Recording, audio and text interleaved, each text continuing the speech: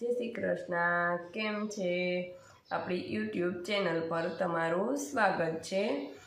આજે હું તમને પાછળનું નેક કરવાનું છે તે હું બતાવીશ કે આપણે તે નેક કેટલા ટાઈમમાં પૂરું થશે તે. કારણ કે આપણે પહેલાં આગળના બ્લોગમાં જોયું કે પેલી સ્લીવ કેટલા ટાઈમમાં પૂરી થઈ તે. હવે આપણે પાછળનું નેક જોઈશું તે કેટલા ટાઈમમાં પૂરું થશે. કાલે આપણે બંને સ્લીવ કરી હતી. આજે આપણે પાછળનું નેક કરશું તે કેટલા ટાઈમમાં પૂરું થશે તે આપણે આજે જોશું. તો હું આ સ્ટાર્ટ કરું છું.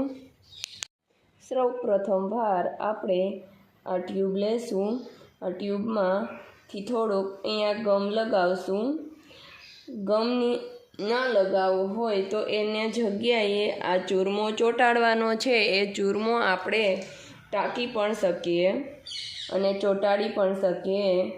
જેને ચોંટાડવો હોય તે ચોંટાડી શકે અને જેને ટાંકવો હોય એ ટાંકી શકે. આવી રીતે ચોંટાડી દેવાનો છે. પછી આના ઉપર એન્કરની આટીથી ફ્લાવર કરવાનું છે.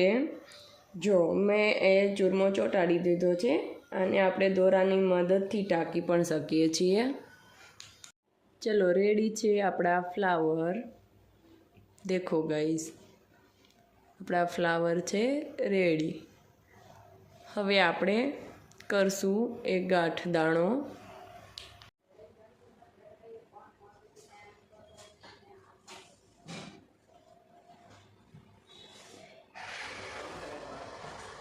આ હું કરું છું ગાંઠ દાણો.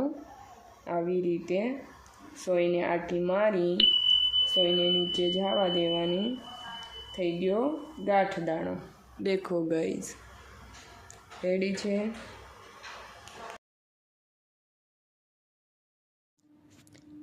મેં ગાંઠ દાણો બતાવ્યા પછી આ પાછળનું આખું નેક છે. જો થઈ ગયું છે રેડી.